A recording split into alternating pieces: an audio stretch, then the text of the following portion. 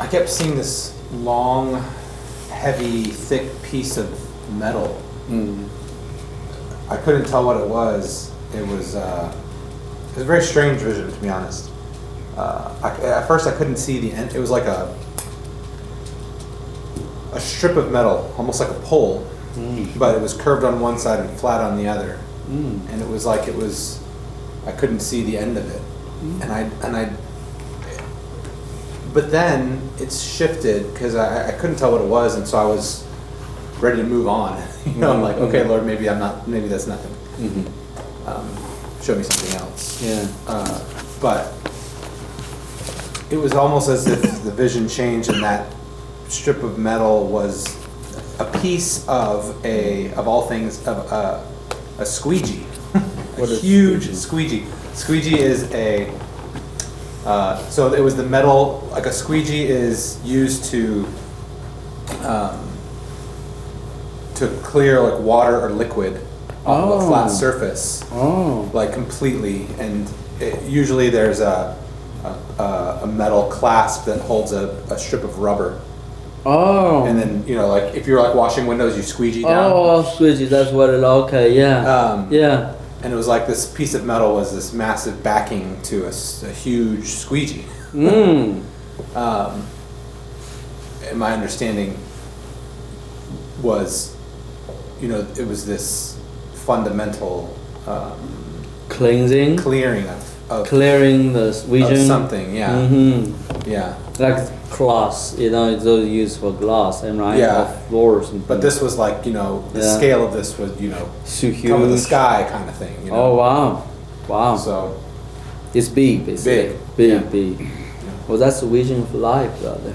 Yeah, vision of this invisible realm. Noah, anything? Yeah, I did see one vision two visions that kind of converged into one.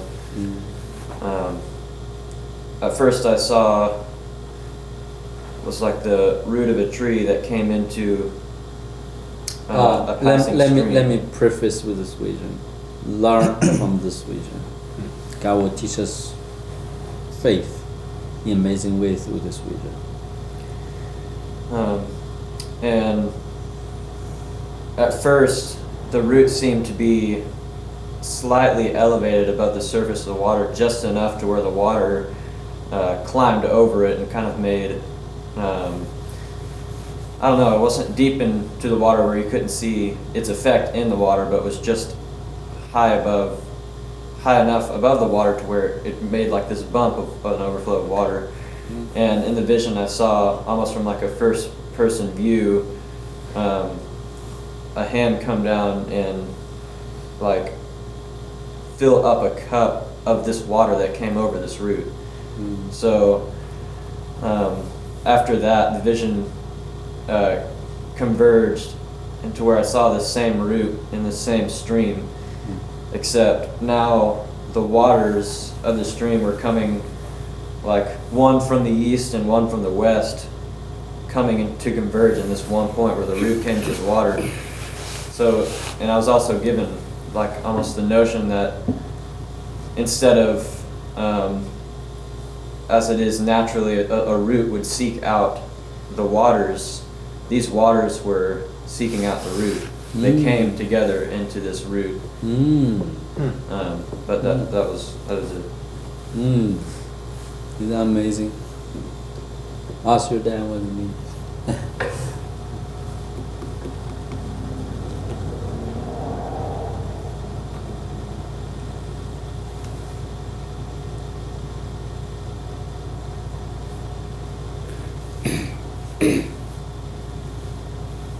If there is a root of faith, I'm thinking about the flow of the stream.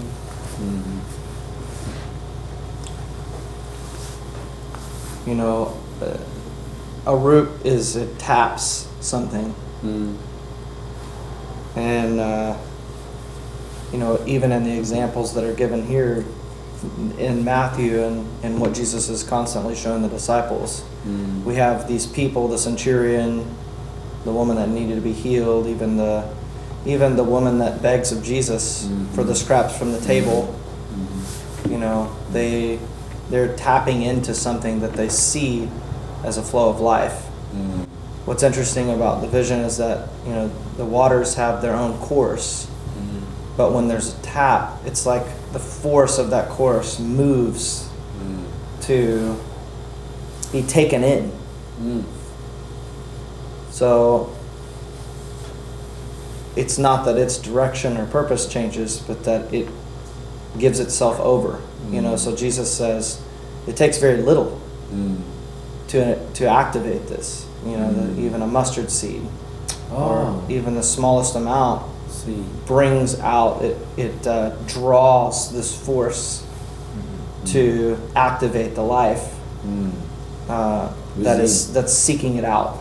Instead of the root seeking the water is flowing toward the root roots. already. Yeah. The tree It's already ready.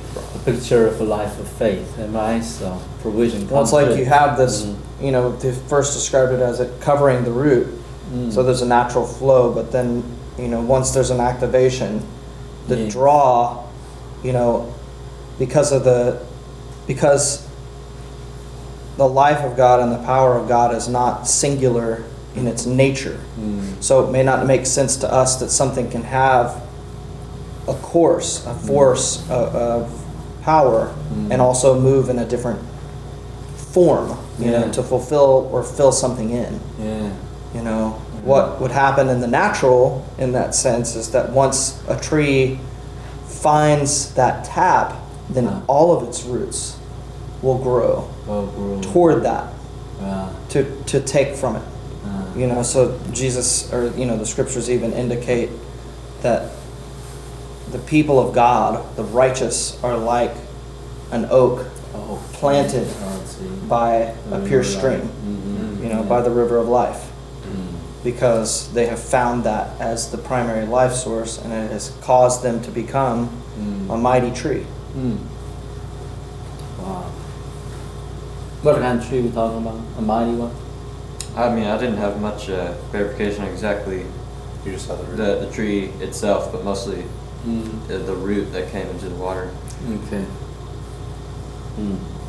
Well, again, it's more about the life source, because the scriptures even talk about this transformation. The tree, I think the indication of the kind of tree it is directly correlated to the source of its life. So the life source being one causes even where there's a full barrenness in the wilderness to be able to grow the mightiest of trees, the trees of Lebanon, the cedars of Lebanon.